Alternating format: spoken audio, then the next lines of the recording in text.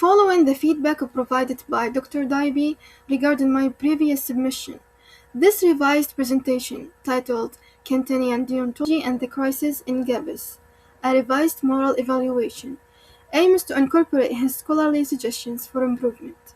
By applying Immanuel Kant's deontology to the actions of the group Chimique Tunisian, we will see why corporate leaders have a strict moral duty to protect the environment regardless of the economic pressure. We are looking at decades of air pollution and phosphogypsum dumping that have decimated the world's only maritime oasis. Crucially, we are not just looking at a company, but at the corporate leaders as rational moral agents. Under Kantinian ethics, these individuals bear direct responsibility because they possess the reason to distinguish right from wrong.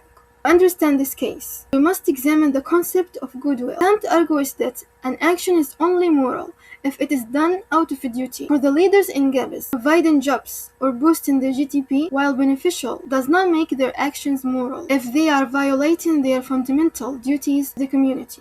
Let's apply the first test. If a CEO decides it is acceptable to pollute to save costs, they are acting on a maxim. If every leader globally adopted this rule, the planet's ecosystem would collapse. This creates a logical contradiction. A corporation cannot exist or pursue profit on a dead planet. Therefore, the act of excessive pollution is fundamentally irrational and forbidden. This isn't just a logical puzzle. This failure of universal law manifests in the daily lives of Tunisians in Gavis, who wake up to sulfurous air and a polluted sea. When a leader's maxim fails the test of reason, the community pays the price in health and heritage. This isn't just a logical puzzle. This failure of universal law manifests in the daily lives of Tunisians in Gavis, who wake up to sulfurous air and a polluted sea. When a leader's maxim fails the test of reason, the community pays the price in health and heritage. Kant's second rule is about respect. Treat someone as an end is to respect their life and health. By ignoring the cancer rates and respiratory issues of the residents to maintain corporate revenue, leaders are treating the people of Gavis as mere means, tools to be used and discarded for financial gain. Humans have dignity that no profit margin can ever replace. Finally,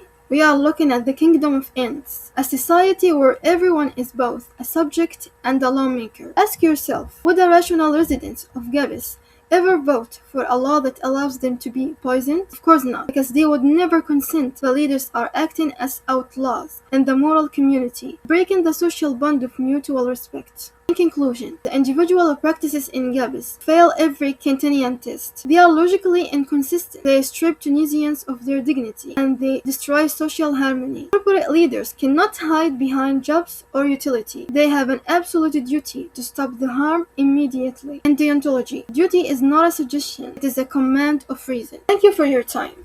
These references provided the framework for ethical evaluation.